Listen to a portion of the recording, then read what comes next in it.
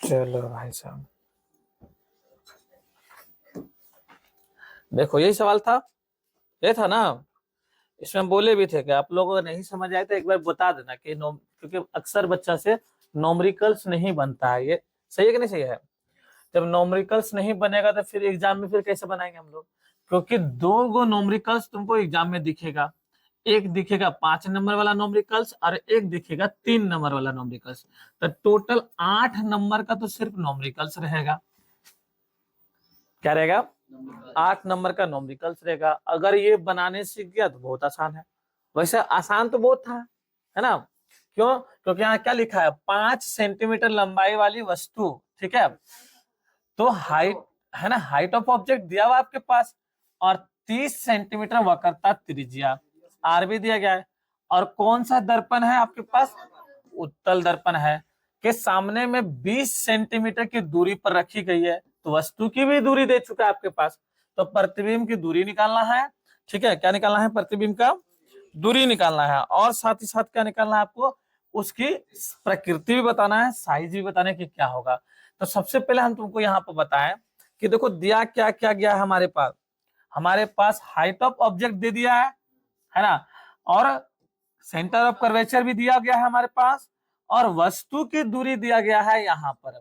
याद करो, उत्तल दर्पण में वस्तु हमेशा माइनस में होता था, ये साइड रखा था गया, ठीक है।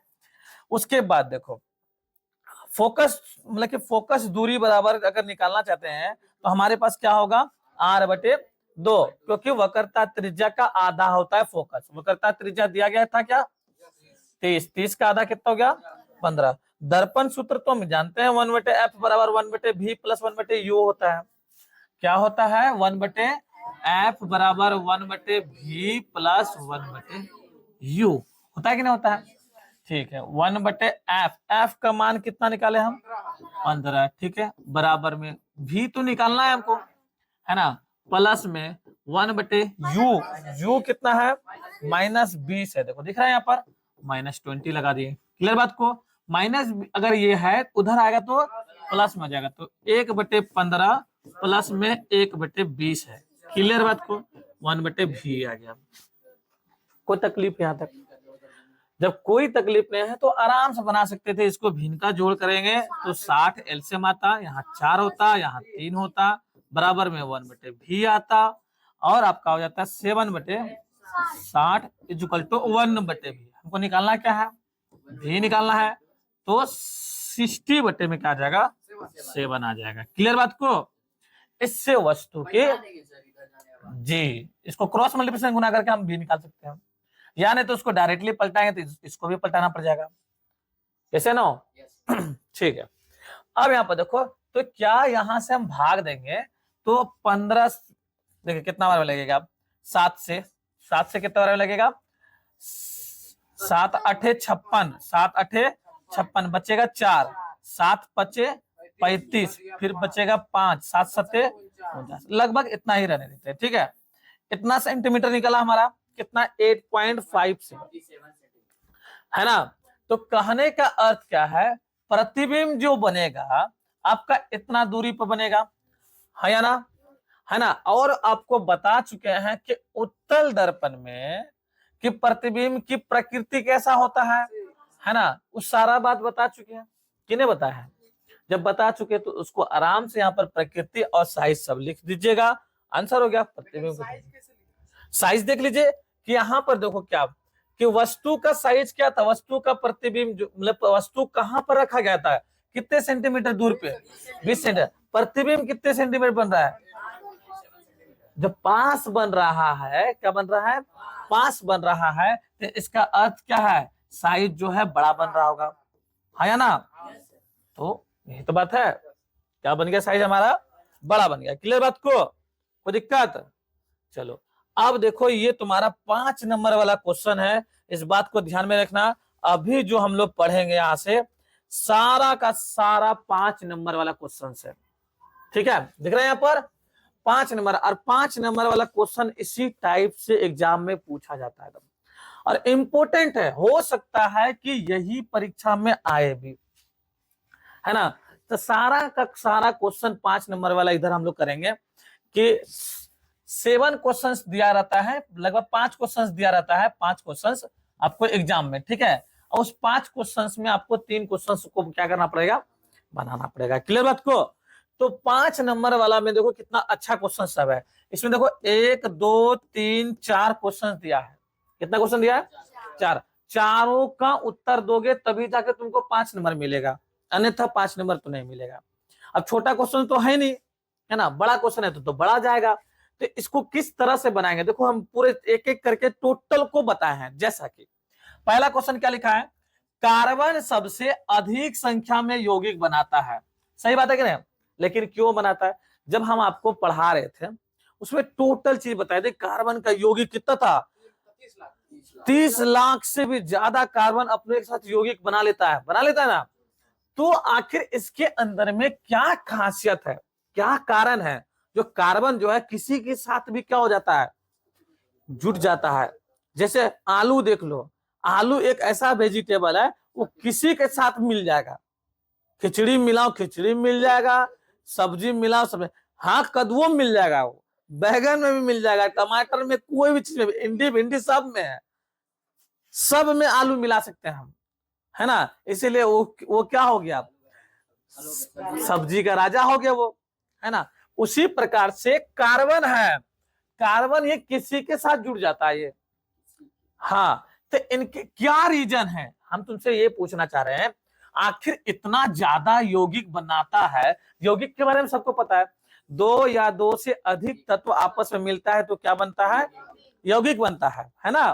तो कार्बन सबसे ज्यादा यौगिक बनाता है, इसके पीछे रीजन क्या है, हमारा प्रश्न क्या है, रीजन। इसमें हम 4-5 रीजन दिखा दिए तुम्हारे पास। सबसे पहला रीजन तो तुमको पता है कि इसकी संयोजकता कितना होती है, 4 होती है। तो यहाँ पर देखो टोटल चीज बता दिए, 4 रीजन हम यहाँ पर लेकर आए हैं आपके पास।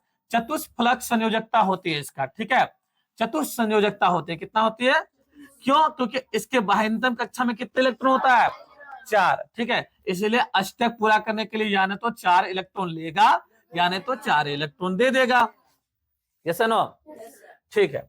तो 4 इसका क्या होता है, संयोजक बंधन होता है, जिसके वजह से ये किसी के साथ जुड़ने का क्षमता रखता है। क्लियर बात को?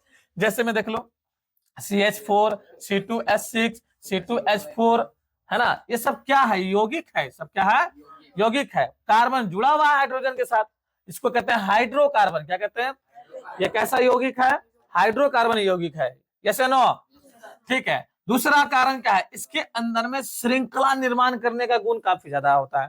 सबसे लंबी श्रृंखला इसी का होता है, कार्बन का। हीरा का देखे हो कि किस तरह से स्ट्रक्चर होता है, कितना लंबा चौड़ा स्ट्रक्चर होता है।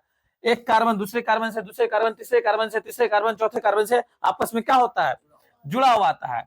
इसीलिए सबसे लंबा देखो, सारा कार्बन आपस में क्या है, जुड़ा हुआ है ना। इसका फिर 4 गो हाथ होगा, है ना, फिर वहां पर कार्बन से जुड़ेगा, इस तरह से घना जाल के तरह बना के रहता है।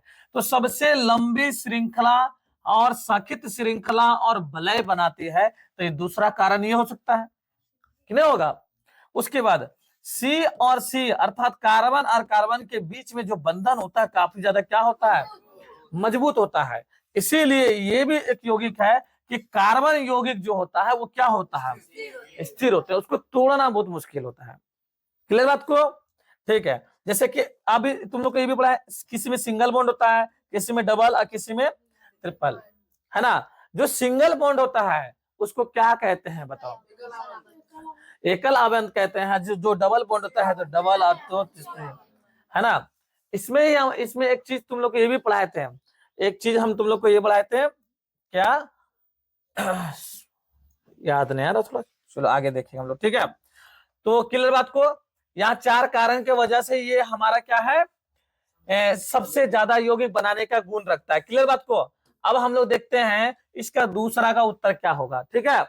दूसरा में क्या लिखा है, इनमें से, क्वेश्चन देखो क्या लिखा है, इनमें से कुछ ऐसे जो संतृप्त हो और कुछ ऐसे जो असंतृप्त यौगिक हो, ठीक है। यो क्यों कहा जाता है, अर्थात पूछना चाह रहा है ये संतृप्त यौगिक और असंतृप्त यौगिक किसको कहते हैं, यही बताने वाले थे, ठीक है, कि संतृप्त यौगिक और असंतृप्त यौगिक किसको कहते हैं। याद करो हम single bond, double bond, triple bond वाला बताए थे, है ना। जो सिंगल बॉन्ड होगा वो क्या कहलाएगा, संतृप्त होगा, और जो ट्रिपल और डबल बॉन्ड होगा उसको क्या कहलाएगा, असंतृप्त। जी, जो लोयल और वाला बताए थे, याद है ना। ठीक है, देखो यहाँ पर सारा बात हम यहाँ डिस्क्राइब करते हैं। संतृप्त यौगिक किसको कहते हैं, कार्बन और कार्बन के बीच में एक बंधन होना चाहिए, केवल एक बॉन्ड, सिंगल बॉन्ड होगा, एक कार्बन दूसरे कार्बन के बीच में कितना बॉन्ड, सिंगल बॉन्ड रहेगा, तो समझ लो संतृप्त। जैसे मीथेन, मीथेन का सूत्र होता है CH4, तो एक कार्बन है ना, और इसका 4 हाथ होता है, कार्बन का कितना हाथ होता है, 4। अब हाइड्रोजन का 1 हाथ होता है, तो हाइड्रोजन सारा जुट गया, तो सिंगल बॉन्ड के साथ 4 हाइड्रोजन जुड़ा हुआ कि नहीं जुड़ा हुआ है, इसीलिए ये संतृप्त यौगिक है। कैसा यौगिक है, संतृप्त। एथेन में 2 कार्बन होता है, इसमें 6 गो हाइड्रोजन होता है, देखो 6 गो जुट गया कि नहीं जुट गया, सारा जगह पे हाइड्रोजन क्या करेंगे हम लोग, फिलअप कर देंगे, तो हाइड्रोजन एक एक बॉन्ड से जुड़ जाता है ना। और ये जो दिख रहा है आपको, ये जो होता है संतृप्त यौगिक होता है, कम अभिक्रियाशील वाला होता है, लेकिन असंतृप्त यौगिक वाला क्या होता है, अधिक अभिक्रियाशील होता है। क्यों, क्योंकि वो डबल बॉन्ड और ट्रिपल बॉन्ड के से बंधा हुआ रहता है, ठीक है। जैसे कि एथीन और एथाइन, एथीन और एथाइन, ठीक है। कैसे होगा, जैसे 2 कार्बन है ना, तो इसके बीच में हम डबल बॉन्ड बना दिया, ठीक है। टोटल 4 हाथ होता है, तो 2 हाथ हो ही गया, 1 हाथ 3 और 1 हाथ क्या हो गया 4, इसका भी 2 हो गया, 1 3 और 1 4, और हाइड्रोजन देखो यहाँ पर 4 को ही है, 4 को हाइड्रोजन फिलअप हो गया, है ना, 4 को हो गया, इसको ये हो गया तुम्हारा एथीन का स्ट्रक्चर। क्लियर है, कोई दिक्कत, चलो आगे बढ़े। तो 2 नंबर समझ में आया तुम लोग को, कोई तकलीफ है कि संतृप्त यौगिक और असंतृप्त यौगिक किसको कहते हैं, समझ में आ गया बात को, ठीक है। इसको अच्छा तरह से घर पे क्या करेंगे हम लोग, पहले अच्छी तरह से हमारा आंसर पढ़ लेना, पढ़ने के बाद फिर क्या करना, सुंदर सुंदर राइटिंग में क्या करना, खुद से लिखने का कोशिश करना कि हमसे कितना लिखा जा रहा है। 30 दिन अगर इस तरह से प्रैक्टिस करोगे तो फिर साइंस आसान लगेगा, आंसर लिखना बहुत आसान लगेगा, आंसर लिखना, है ना। क्यों, क्योंकि साइंस जो है ही एक ऐसा सब्जेक्ट है जिसमें हम लोग फैक्ट की बात करते हैं, क्या करते हैं, फैक्ट की बात करेंगे। जो अल्टर पल्टर चीज जो मन सो घुमा फिरा के हम लोग नहीं लिख सकते हैं। साइंस में जितनी बातें हैं उतना ही बात लिखना है तुमको, सटीक उत्तर दो, बाकी बात तुम्हारा आंसर बहुत अच्छा आएगा, और अच्छा से तुम्हारा एग्जामिनर कॉपी जांच भी करेगा जब सटीक उत्तर देंगे तब। अब ऐसा नहीं कि तुम कॉपी भर दिए हो और उसमें कोई भी लॉजिकल बात नहीं है, सारा इनलॉजिकल बात है, तो लॉजिकल बात पे ज्यादा तुमको फोकस करना है साइंस में। क्लियर बात को, जैसे अब यही तुम्हारा हिस्ट्री पॉलिटिकल रहता है, तो कुछ नहीं भी जानते तो कुछ अपने से बना तना का हम लोग क्या करते हैं, आंसर सेट कर लेते हैं, तुमको कुछ ना कुछ नंबर मिल जाएगा, है ना। लेकिन साइंस में ऐसा नहीं होता, जो फैक्ट है उस फैक्ट पे आपको क्या करना है, अंडरलाइन करना है। और हमारा जो फैक्ट है उस पर हम तुमको डार्क कर दिए कि नहीं कर दिए, थोड़ा डार्क कर दिए, ये सारा फैक्ट वाले पॉइंट है ना। तो तुम लोग भी थोड़ा ध्यान में रखना, ठीक है। चलो हम लोग नेक्स्ट देखते हैं हम लोग कि सी नंबर देखो क्या लिखा है, इन दोनों से एक अधिक अभिक्रियाशील वाला कौन सा होता है। अभी तो हम जस्ट बताए ना तुमको कि असंतृप्त यौगिक जो होता है काफी ज्यादा अभिक्रियाशील वाला होता है। क्यों, क्योंकि जब ये डबल बॉन्ड और ट्रिपल बॉन्ड से बंधा रहता है तो ये आसानी से टूटकर यौगिक बना लेता है, टूटेगा आसानी से, है ना, और तुरंत दूसरा यौगिक बन जाएगा। जब दूसरा यौगिक बनेगा तो इसी समय अभिक्रिया जल्दी होता है, रिएक्शन क्या होता है, जल्दी होता है। जैसे में सोडियम देखा है ना, सोडियम को जैसे पानी में फेंकेगा, है ना, तुरंत सोडियम क्या करता है, पानी से अभिक्रिया करेगा, तुरंत विस्फोट हो जाएगा, टूट जाता है ना वो तुरंत। इसीलिए तो डबल बॉन्ड और ट्रिपल बॉन्ड से जो बंधा रहता है वो जल्दी टूटता है, तो जल्दी टूटता है तो अभिक्रिया जल्दी किया वो, समझ रहे बात को। तो तीसरा चीज समझ में आ गया तुमको, आया या नहीं आया। आगे देखो, ये 4 नंबर में जो दिया हुआ है इसमें तुम्हारे पास 2 नाम दिया है, ये दोनों का नाम बताने के आखिरी नाम क्या है। जैसे देखो यहाँ क्या है, CH3 CH2 Br, है ना। पहली बात देखो, हम हमेशा बताते थे जब भी ब्रोमो या नहीं तो क्रोमो इस तरह से जो यहाँ जुड़ा रहता है, पहले उसी का नाम हम पढ़ते हैं, ठीक है। तो Br है ब्रोमीन, क्या है Br, तो हम इसको ब्रोमो पढ़ेंगे, क्या पढ़ेंगे, ब्रोम। बाकी है देखो CH3 CH2, है ना, तो ये क्या हो गया, CH3 CH2 जो हो गया तुम्हारा के गो कार्बन हो गया, 2 कार्बन हुआ, कार्बन के गो हुआ 2 कार्बन, और 2 कार्बन होता है तो हम एथेन पढ़ते हैं, 2 कार्बन क्या पढ़ते हैं, एथे पढ़ते ना पढ़ते हैं, और 1 कार्बन रहता है तो मीथेन पढ़ते थे ना, और 3 कार्बन होता तो प्रोपेन पढ़ते थे। तो यहां पर ब्रोमो एथेन हुआ या नहीं हुआ? बिल्कुल हो गया, क्योंकि दो कार्बन है। कार्बन क्यों हुआ है? जब दो कार्बन होता है तो क्या पढ़ते हैं हम लोग? एथेन। एक कार्बन रहता है तो मीथेन।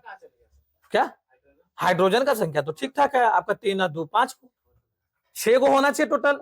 जैसे में देखो इसका स्ट्रक्चर बनाएंगे, दो कार्बन है, ठीक है, देखो 1 2, इसका बॉन्ड बना देते हैं हम लोग। कहीं बैठा है क्या? चलो देखो इसका बॉन्ड बना दिया हम लोग। क्लियर बात को? क्या कर दिए? बॉन्ड। एक बॉन्ड में क्या ले लिया? Br खुद ले लिया, कहते क्या हम ले लेते हैं भाई साहब, ठीक है। बाकी जो है आपका क्या होगा? हाइड्रोजन फिलअप हो जा रहा है। हुआ कि ना हुआ? तो अगर ब्रोमीन नहीं रहता तो हम डायरेक्टली इसको बोलते हैं एथिन। क्या पढ़ते हैं? है ना, एथेन क्या करते हैं? सिर्फ क्या पढ़ते हैं? एथेन पढ़ते हैं। लेकिन ब्रोमीन आ गया तो ब्रोमो एथेन पढ़ दिए। क्या पढ़ दिए? Bromo ethane. समझ आया बात को? ये तो बात हम तुमको बहुत अच्छी तरह से समझा है ना। जितना भी क्रियात्मक समूह है सारा बात तुमको क्या है? पढ़ा दिए। पढ़ाए या नहीं पढ़ाए? अब देखो परीक्षा में पूछ भी रहा है। अब जैसे देखो ये वाला, इसका भी नाम बोलने के लिए देगा तुमको, ठीक है। तो इसका नाम देखो हम यहाँ पर लिख दिए 2 नंबर में। देखो CH3 CH2 CH2 CH2, कितना CH2 हो गया? 1 2 3, है ना। और यहाँ पर C डबल बॉन्ड CH लिखा हुआ है, ठीक है ना। अब यहाँ पर देखो क्या कि यहाँ पर डबल बॉन्ड है। डबल बॉन्ड है या नहीं है? आज टोटल कार्बन के को है? 6 को। 1 2 3 4 5 और 6, है ना। जब 6 कार्बन होता है तो हम लोग हेक्सा पढ़ते थे, 5 रहता था पेंट, तो हेक्स बोलेंगे कि नहीं बोलेंगे? है ना, हेक्स पढ़े, ठीक है। और हेक्स 1 इन, हेक्स 1 इन बोल सकते हैं हम लोग इसको। क्यों हेक्स 1 इन? क्योंकि हमेशा कार्बन की जो गिनती होगा दाएं से करना चाहिए। कहां से करना चाहिए?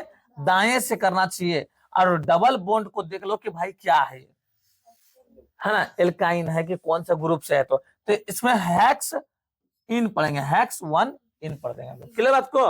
अगर इस टाइप करेगा तो, क्योंकि ये कौन सा ग्रुप का है? एल्किन का है, इसीलिए हम लोग इन पढ़ दिए। क्या पढ़ दिए?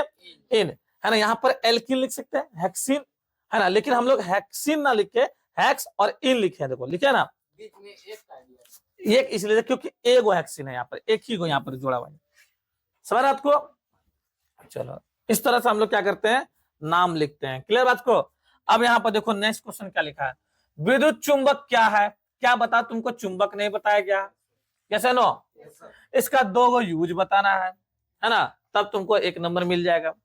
चुंबक क्या है? चुंबक तो बताया है तुमको, है ना, कि अगर चुंबक एक ऐसा पदार्थ है जो अपने या लोहे जैसे पदार्थ को क्या करते हैं? अपनी ओर क्या करती है?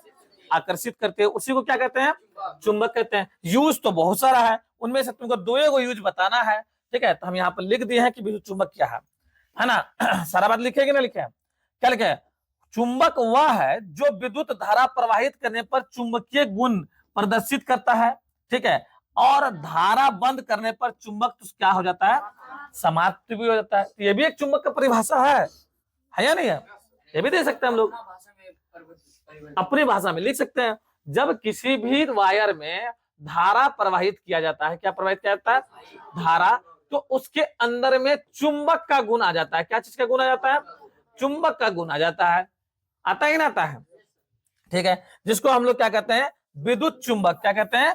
विद्युत चुंबक। क्योंकि तुमसे पूछा ही था विद्युत चुंबक, है ना, चुंबक नहीं पूछा था। क्या पूछा था? विद्युत चुंबक। तो विद्युत चुंबक किसको कहते हैं? जब किसी चालक में, जब किसी कंडक्टर में क्या करते हैं हम लोग? धारा प्रवाहित करते हैं, तो उसमें क्या उत्पन्न हो जाता है? चुंबक का गुण उत्पन्न हो जाता है, जिसे हम लोग विद्युत चुंबक कहते हैं। विद्युत चुंबक का 2 यूज, जैसे कि मान लो विद्युत घंटी, इलेक्ट्रिक बेल जब दबाते हैं तो उसमें भी विद्युत चुंबक का क्या करता है? काम होता है। और क्रेन सब जो उठाता है, देखते हो बड़े बड़े पदार्थ अंदर में, जैसे मान लो कि कोई गाड़ी एक्सीडेंट करके गिर गया पुल के नीचे, तो वहां पर हम लोग बांधने के लिए नहीं जाते हैं उतना, क्रेन से क्या होता है? ये बहुत बड़ा मेटल टाइप का होता है, हाँ, वो नीचे जाएगा और उस पे वहां लाइट देते साथ उसमें चिपक जाएगा। लाइट देते साथ क्या हुआ? चिपक गया। इसको कहते हैं टेम्पोररी मैग्नेट। विद्युत चुंबक क्या है? Temporary magnet. जब चाहे तब ऑफ कर सकते हैं, जब चाहे तब उसको हटा सकते हैं। तो वो जैसे ही चिपकता है उसको फिर हम लोग क्या करते हैं? खींच लेते हैं। अब फिर ऑफ करते हैं तो फिर छोड़ देता है। समझ बात को ना? तो ये होता है। क्लियर बात को। और देखो बहुत सारा, देखो क्रेन में भारी लोहे के टुकड़े को उठाने के लिए यूज किया जाता है, कारखाना सब में ये सब रहता है, तुम देखना। ठीक है, रिले में, मोटर में, टेलीफोन में, बहुत सारा चीज में क्या होता है, विद्युत चुंबक का यूज। जब करंट डालते होंगे चुंबक में तो पानी में से करंट आता है। हाँ बिल्कुल आता है। उसके आगे पीछे का मछली बोलते हो मर जाता होगा, बिल्कुल मरता है ना। इलेक्ट्रिक के द्वारा से भी मछली का अति क्या करता है, शिकार किया जाता है। तुम देखना शॉर्ट लगा लगा के मछली पकड़ता है। कभी कदार देखना क्या होता है कि शिप से जाता है, करंट का जाल फेंकता है, मछली एकदम तड़प तड़प को ऊपर उपला जाता है, तो फिर उसको रख लेता है। होता है, बिल्कुल होता है। चलो देखो आगे बढ़ते हैं। नेक्स्ट क्वेश्चन देखो हमारा ये है, क्या है, दूसरा नंबर, विद्युत चुंबक कैसे बनते हैं। ठीक है, अरे साला, अरे साला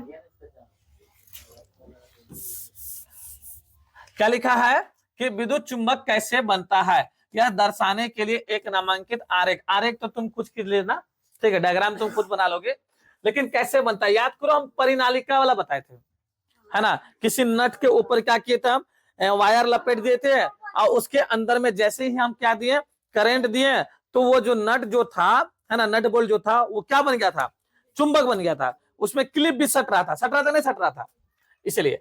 तो यहाँ बोल रहा है कि विद्युत चुंबक कैसे बनता है, ये ना पूछ रहा है। देखो हम यहाँ पर सारा बात लिख दिए हैं कि विद्युत चुंबक कैसे बनता है। यहाँ पर देखो, सबसे पहले आपको एक नरम लोहा लेना है, जिसको छड़ या कोर भी कह सकते हैं हम लोग, है ना। और उसके ऊपर में तार, तांबे के तार क्या करेंगे हम लोग, लपेट देंगे, याद है ना। और उसको बैटरी और एक स्विच लगा देना है, ठीक है। और जैसे ही कुंजी को क्या करते हैं, बंद करते हैं, अर्थात धारा देते हैं, धारा प्रवाहित होते साथ वो जो नर्म लोहा जो है वो क्या बन जाता है, चुंबक बन जाता है। और जैसे ही हम लोग ऑफ करते हैं स्विच को, तो वो क्या होता है, चुंबक को क्या कहते हैं, समाप्त कर देता है। समझ रहे हो ना। तो इस तरह से बनता है, याद है ना कि एक कोई मान लो कि नट बोल्ट है, उसके ऊपर में क्या करते हैं हम लोग, इस तरह से तार लपेट दिए, और यहाँ से क्या कर दिया हम लोग, करंट दे दिए, एक स्विच लगा दिया यहाँ पर, ये विद्युत चुंबक बन गया। क्या बन गया, विद्युत चुंबक बन गया। क्लियर बात को। नेक्स्ट देखें, तीसरा नंबर देखिए। तीसरा नंबर में क्या बोला कि विद्युत चुंबक बनाने में नर्म लोहे के क्रोड को का उद्देश्य क्या है। आखिर नर्म लोहा ही क्यों लेते हैं हम लोग, कुछ तो उद्देश्य होगा, तो बहुत बड़ा उद्देश्य है, ठीक है। क्योंकि लोहा भी एक प्रकार से चुंबक की डोमेन, भले इसका इधर उधर रहता है कि नहीं। तो देखो यहाँ पर लिख दिया, क्यों लेते हैं, इसके पीछे कारण बहुत सारा है कि नर्म लोहा जो आसानी से क्या हो जाता है, चुंबकित हो जाता है, और शीघ्र समाप्त भी हो जाता है उसके अंदर से। हम जैसे स्विच ऑफ करते हैं तो क्या होता है, उसके अंदर से खत्म भी हो जाता है। और चुंबकीय क्षेत्र की तीव्रता भी बहुत ज्यादा होता है उसके अंदर में, मैग्नेटिक फील्ड भी क्या होता है, काफी ज्यादा होता है, और ये शक्तिशाली भी होता है। इसीलिए हम नर्म लोहा का यूज करते हैं, काम खत्म। नर्म लोहा का यूज क्यों करते हैं, सॉफ्ट आयरन का यूज क्यों करते हैं, इन्हीं 4 वजह से। क्लियर बात को ना, बहुत अच्छा तरह से समझा दिया तुम लोग को। तुम लोग अच्छे तरह से घर पे लिखा, इस सारा बात लिखना होगा, तब 5 नंबर मिलेगा तुमको, है ना। लेकिन सारा क्या है, विद्युत चुंबक से ही रिलेटेड है कि नहीं है, सारा का सारा क्या है, विद्युत चुंबक से रिलेटेड है, तो तुमको 5 नंबर दे दिया जाएगा, ठीक है। नेक्स्ट क्वेश्चन क्या पूछा है, देखो यहाँ पर, यदि विद्युत चुंबक का पदार्थ स्थिर हो तो उसकी शक्ति बढ़ाने का क्या 2 तरीका बताए। विद्युत चुंबक का पावर बढ़ाना है, बता के बताए थे नहीं बताए थे। पावर बढ़ाने के लिए 2 काम कर सकते हैं, यानी तो फेरों की संख्या करेंगे, बढ़ा देंगे, हाँ। तो क्या करेंगे, कुंडली में फेरों की संख्या क्या कर देंगे, काफी ज्यादा कर देंगे, तो हो जाएगा। या नहीं तो विद्युत धारा ही ज्यादा बढ़ा देंगे, वोल्टेज ज्यादा बढ़ा देंगे, तो ज्यादा हम लोग का क्या हो जाएगा कि पावरफुल, शक्तिशाली क्या बन जाएगा, चुंबक बन जाएगा। क्लियर है कि नहीं क्लियर है, ठीक है, समझ में आ रहा है बात को। आगे बढ़े हम लोग, देखो नेक्स्ट क्वेश्चन क्या है। देखो नेक्स्ट क्वेश्चन, अब देखो यहाँ पर कितने कितने क्वेश्चन पूछा गया, है ना। देखो 2 तार है, एक का तार नाम ए है और एक का नाम बी है, दोनों समान लंबाई है और अनुप्रस्थ काट का क्षेत्रफल वाले हैं, ठीक है। आगे क्या लिखा, और एक ही धातु का भी बना है। कहने का मतलब कि 2 तार लेकर आए, एक ही तार का 2 पीस कर लिए हम लोग, ठीक है। आगे देखो क्या लिखा है, नंबर 1 में, ए नंबर में क्या पूछा गया, उस गुण का नाम बताइए जो दोनों तार के लिए समान होता है। आखिर उस दोनों तार में क्या, कौन सा गुण क्या होता है, समान होता है। हम अच्छे तरह से यहाँ पर तुमको डिफाइन कर दिए, यहाँ पर देखो, है ना। पूछा ना कि दोनों तार में क्या होना चाहिए, समान होना चाहिए। सबसे पहला विशिष्ट प्रतिरोध क्या होता है, समान होता है। विशिष्ट प्रतिरोध क्वालिटी पे डिपेंड करता है। क्या चीज पे करता है? जिसको हम लोग रो से डिनोट करते थे, याद है ना, पी जिस लिखते थे, रो। हर एक पदार्थ का अपना अपना प्रतिरोध होता है, अपना अपना क्या होता है? प्रतिरोध होता है। अब दोनों सेम ही तार है, समझ रहे हो? दोनों क्या है? सेम ही तार है, तो दोनों का सेम प्रतिरोध होगा या नहीं होगा? है ना, दोनों सेम होगा। तो याद लिख, क्योंकि दोनों तार क्या है? एक ही धातु का बना है, समानता पे है, इसका सारा चीज है तो सेम ही होगा। क्लियर बात को? कोई दिक्कत है? दूसरी बात, ये लंबाई और मोटाई पे बिल्कुल निर्भर नहीं करता, ये क्वालिटी पे निर्भर करता है ना। अब तांबा की जगह पे एगो एल्युमिनियम का रहता है, एगो तांबा रहता है, तो फिर तो दोनों का विशिष्ट प्रतिरोध अलग अलग होता है ना, होता है। चलो ठीक है, दूसरा गुण पूछ रहा है यहाँ तुमसे। क्या पूछा? देखो यहाँ दूसरा गुण, उस गुण का नाम बताइए जो दोनों तार के लिए अलग अलग हो। प्रतिरोध, प्रतिरोध का दोनों तार का क्या हो सकता है? अलग अलग हो सकता है।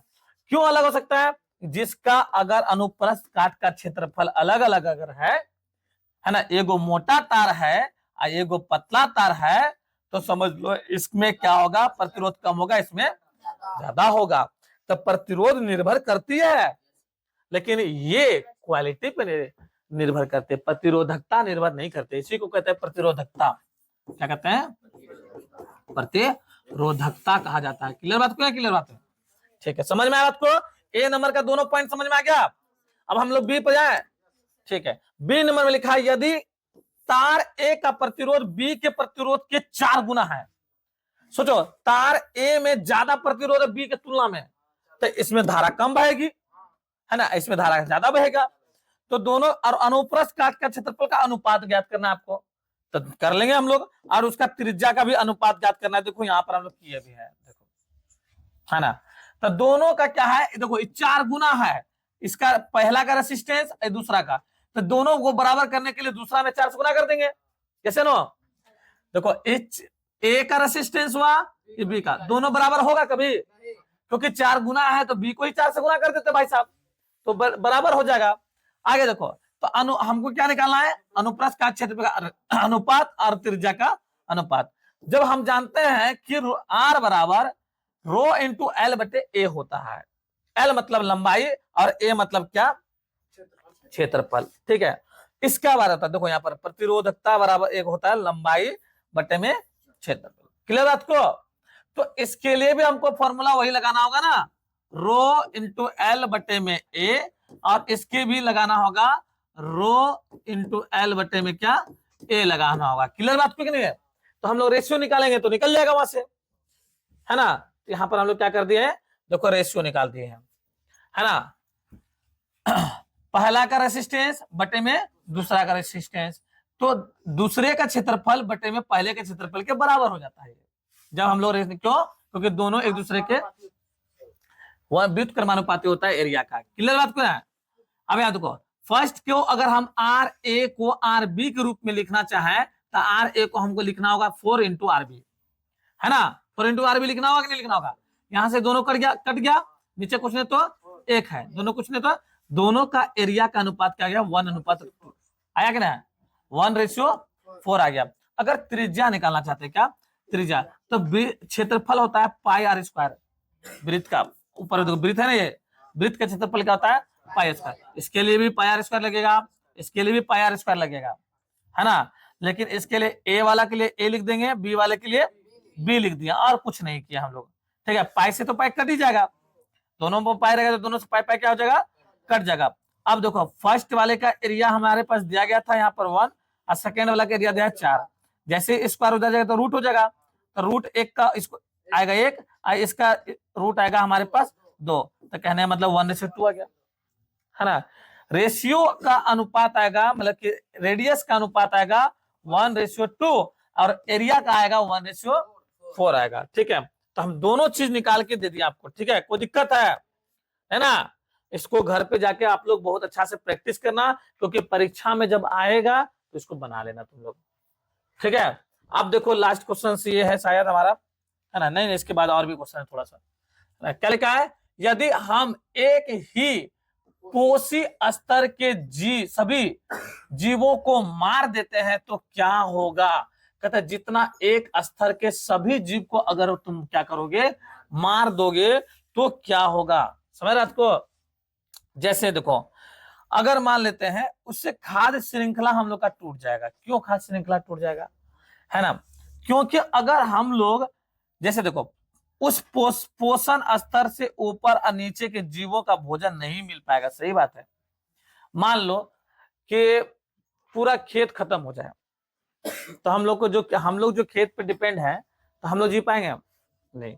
जैसे मान लो कि धरती पे जितना भी है जो शेर खाता है जानवर सबको, वही सब खत्म हो जाए, शेर रह पाएगा? सभी नहीं रह पाएगा। क्लियर बात को ना?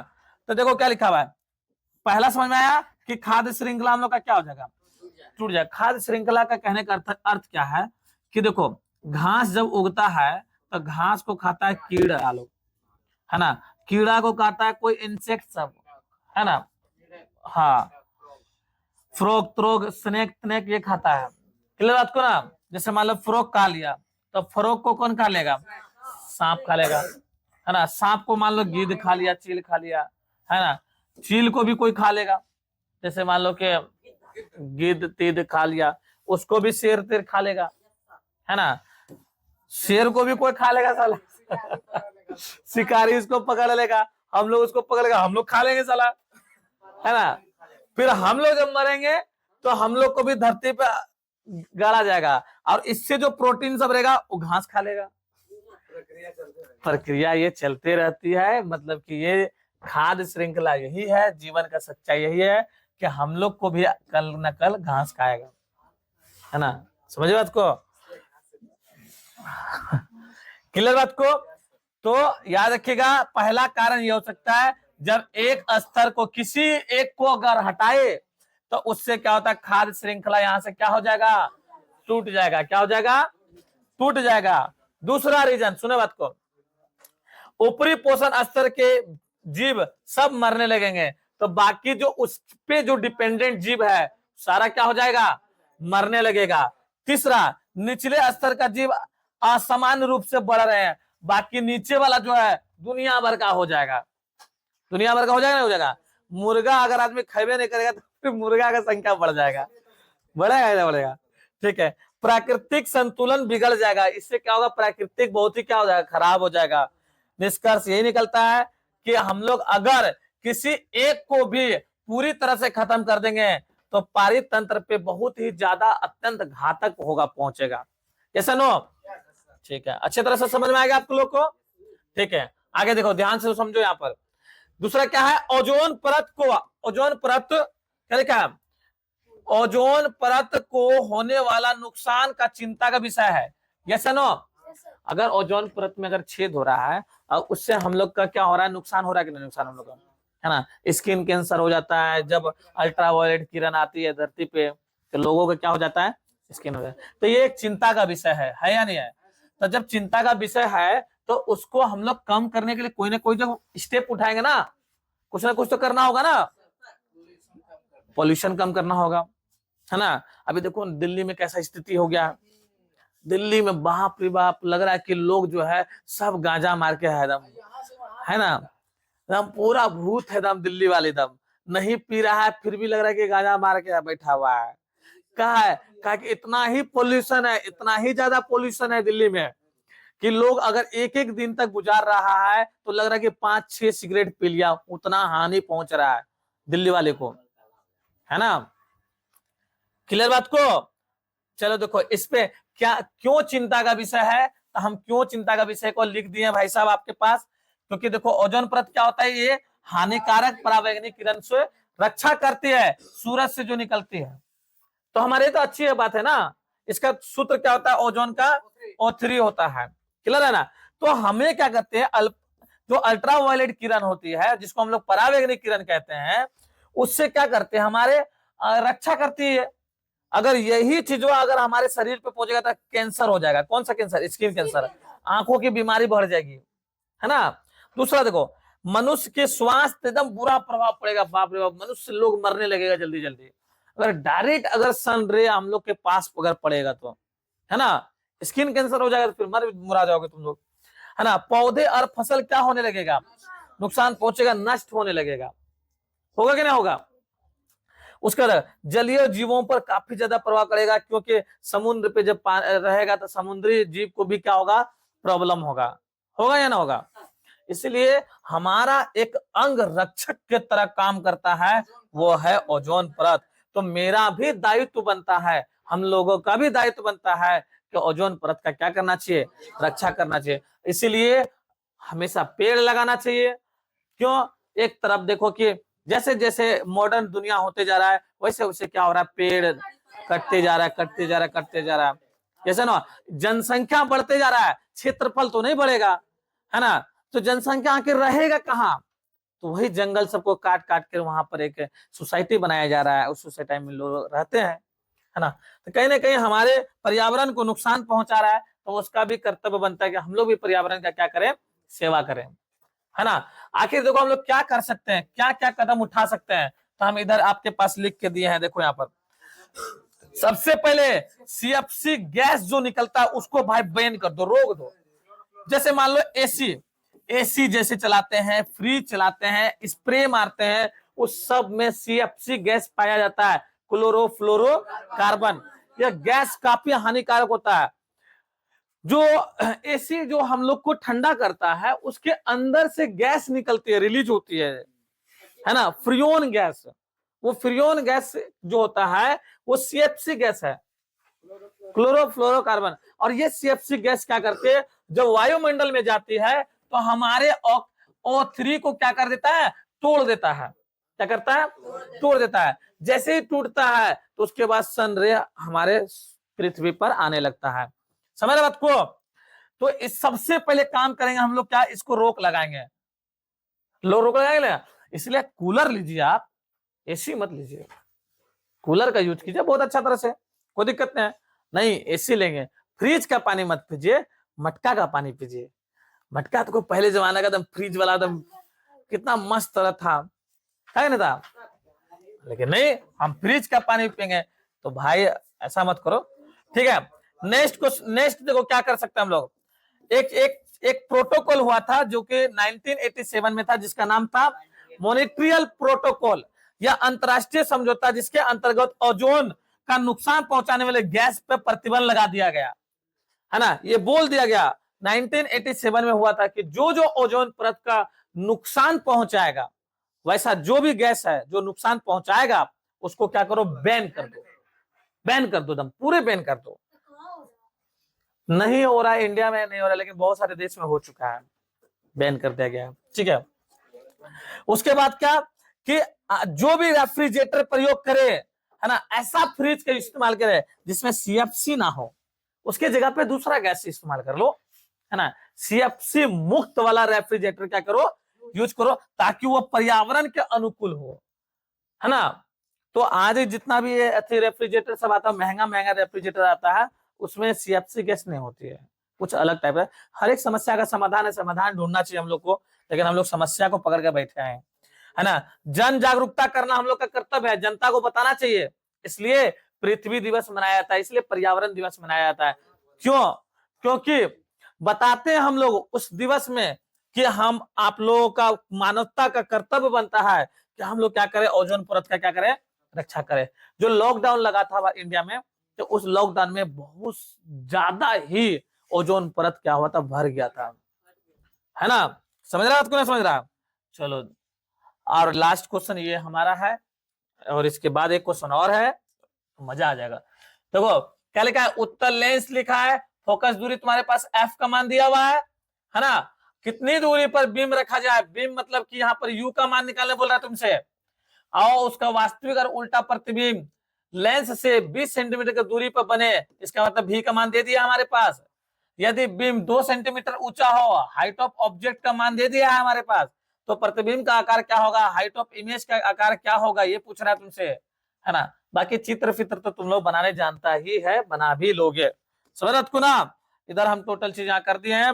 हमारे पास क्या दिया है, फोकस दिया है, यू का मान दिया है, हाइट ऑफ ऑब्जेक्ट दिया गया है। तो तुम लोग को पता है कि ना, दर्पण लेंस सूत्र लगा लोगे, है ना। लेंस सूत्र लगा के हम लोग क्या निकालेंगे, देखो 1/f, एफ का मान दिया है ना 10, 1/v, भी का मान दिया क्या, हाँ जी, भी का मान दिया है भी का मान दिया है कि यू का मान दिया गया?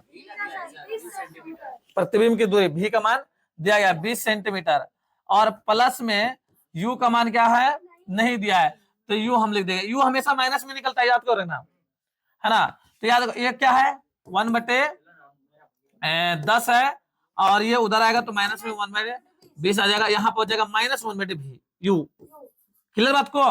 तो इसका एलसीएम निकालेंगे तो क्या आएगा, 20 आएगा, यहाँ आ जाएगा आपका 2 - 1 बराबर में हाँ, तो माइनस नहीं प्लस 1/20 आ जाएगा, तो इसका आ जाएगा 1/u, तो u का मान आ जाएगा -20, क्या आ जाएगा, -20। क्लियर बात को? चलो u का मान निकल है, तो उसके बाद तुम लोग क्या करेंगे, हाइट ऑफ ऑब्जेक्ट और इमेज वाला फॉर्मूला लगा के हम लोग क्या करेंगे, वो निकाल लेंगे, ठीक है। चलो देखो, अब ये वाला देखो, मैग्निफिकेशन वाला फॉर्मूला बताते हैं, हाइट ऑफ इमेज बटे हाइट ऑफ ऑब्जेक्ट, है ना, और हाइट यही v बटे u के बराबर था, है ना। v का मान हम लोग निकाल चुके हैं अभी जस्ट, और u निकाल दिए हम लोग। क्लियर बात को? -20 अभी निकाले थे, ठीक है, और बैठा के यहाँ कट के कितना निकल जाएगा हम लोग का, 1 निकल जाएगा। क्लियर बात को? ठीक है, अब एक लास्ट क्वेश्चन ये है, और इसके बाद हम लोग को सेवा क्या करेंगे, समाप्त करेंगे, और ये 5 क्वेश्चन है, 5 क्वेश्चन को क्या करोगे घर पे तुम लोग करोगे। 5 नंबर का सवाल है ये भाई साहब, 5 नंबर का सवाल है, सब 5 नंबर का सवाल है। अगर तुम लोग इस चीज का तैयारी नहीं करोगे तो सोच रहे हो 15 नंबर देगा, ये खड़ा 15 नंबर दीजिएगा, है ना। तो तुम लोग क्या हम बताए थे, हृदय किस तरह से काम करता है ना, उसको दोहरा संचरण क्यों बोलते हैं, क्योंकि एक बार जाएगा फिर वापस उसी में आएगा, है ना। प्रवाह कैसे होता है, कैसे कैसे जाता है, सारा बात बताए थे, नहीं बताए थे आप लोग को, है ना। वो क्वेश्चन में पूछ दिया तुमसे, एग्जाम में भी क्वेश्चन आएगा, तो कैसे बनाओगे, तो देखो हम टोटल चीज बता दिए हैं कि दोहरा परिसंचरण कहने का मतलब क्या होता है, एक को कहते हैं फुफ्फुसीय परिसंचरण, एक होते हैं दैहिक परिसंचरण। क्लियर बात को? ठीक है, तुमको पता है हृदय में कितना कोष्ठक होता है, 4 होता है ना। हाँ, तो देखो फुफ्फुसीय कैसे होता है, फुफ्फुसीय परिसंचरण कैसे होता है, किस तरह से फुफ्फुस में मैंने फेफड़ा तक जाता है और वापस हृदय में कैसे आता है, इस चीज को हम लोग कहते हैं फुफ्फुसीय परिसंचरण। फेफड़ा से कहां तक, हृदय तक। क्लियर बात को? तो ध्यान में रखिएगा कि शरीर में आया हुआ अशुद्ध खून, अशुद्ध खून का मतलब क्या होता है, ऑक्सीजन रहित रक्त, ऊपर से नीचे महाशिरा के द्वारा से दायां आलिंद में राइट एट्रियम में पहुंच जाता है वो। क्लियर बात को? ऊपर से और नीचे से कहां पहुंचेगा, महाशिरा में, है ना। बताए नहीं बताते हैं, पूरा फिगर बता के समझा के बताए थे, याद है क्या, भूल गया? हाँ, उसके बाद दाया आलिंद से, है ना, जैसे ये सिकुड़ेगा कहां पहुंच जाएगा, दाया निलय में पहुंच जाता है। अब जब दाया निलय सिकुड़ेगी तो ये धमनी में पहुंचकर फेफड़े में पहुंच जाता है ना। फेफड़े में पहुंच गया, अब वहां पर क्या हो जाएगा, CO2 निकाल देगा, ऑक्सीजन उसके साथ मिल जाएगा। अब फिर क्या होगा, शिरा से अलिंद में आ जाएगा, है ना, बाया अलिंद में आ जाएगा, आएगा कि ना आएगा। उसके बाद काम चलेगा फिर इसका, अब ये काम करेगा दैहिक परिसंचरण। अब शरीर में क्या करेगा, पूरे शरीर में, हृदय से पूरे शरीर में क्या होगा, वापस आ जाएगा, इसी को तो कहते हैं दैहिक, है ना। पूरा हमारे सिस्टम में सिस्टमेटिक तरीके से फैल जाएगा, है ना। फिर बाया अलिंद जैसे ही सिकुड़ेगा तो शुद्ध खून कहां पहुंच जाएगा, बाया नीलय में। अब बाया नीलय क्या करेगा, महाधमनी से पूरे शरीर में क्या करेगा, ऑक्सीजन और पोषक युक्त क्या करेगा, पहुंचा देगा। क्लियर बात को? ठीक है, समझ में आ गया आपको? अब यहाँ पर हम लोग लिखा भी दिए कैसे होता है, पहले शरीर से दाया आलिंद में, दाया से नीलिंद में, फेफड़ा में जाएगा, फेफड़ा से यहाँ, फिर शरीर में। समझ रहे आपको? एकदम ऊपर नीचे से यहाँ जाएगा, पहले आलिंद में, फिर नीलय में जाएगा, फिर फेफड़ा, फेफड़े में जाकर शुद्ध बन जाएगा, शुद्ध हो जाएगा, फिर बाया आलिंद में, फिर नीलय में, इस तरह से जाके हाँ शरीर से आएगा, शरीर में ही फैल जाएगा। क्लियर बात को? इस तरह से हम लोग का क्या एकदम इंपोर्टेंट क्वेश्चंस का सीरीज क्या होता है, कंप्लीट होता है। और कल हम लोग देखेंगे क्या, कल हम लोग देखेंगे कि इससे रिलेटेड, देखो कल अब हम लोग देख लेंगे हिस्ट्री और पॉलिटिकल का, क्या देखेंगे, हिस्ट्री और पॉलिटिकल का कौन कौन मेन क्वेश्चंस है वो हम लोग देख लेंगे। क्लियर बात को? जो मेन क्वेश्चन होगा पॉलिटिकल का वो हम लोग देख लेंगे, कोई दिक्कत? जो मेन क्वेश्चन पॉलिटिकल साइंस का और हिस्ट्री का आएगा उससे हम लोग 10-12 क्वेश्चन लेंगे और उसको बताया जाएगा। क्लियर बात को? अभी फिलहाल क्या करोगे, साइंस को बेहतर तरीका से आप पढ़ाई कीजिए घर पे, ठीक है। इसको तुम लोग तैयार कर लो अपना, फिर इस तरह से हम एक मजेदार क्वेश्चन सब लेके आएंगे। तब तक तुम लोग क्या करो, एमसीक्यू को एकदम रगड़ के तैयारी करो भाई साहब। एमसीक्यू में अगर नंबर कट गया तो दिक्कत हो जाएगा, है ना। एमसीक्यू का रगड़ के तैयारी करो, घर पे एकदम खूब पढ़ाई करो, खूब प्रीवियस क्वेश्चन देखो, खूब नोट्स पढ़ने का भी टाइम नहीं है, एकदम पूरा एकदम शॉर्ट नोट्स अगर बना के रखा रहता है तो अभी शॉर्ट नोट्स पढ़ता तुम लोग, है ना। शॉर्ट नोट्स पढ़ाई करता है एकदम।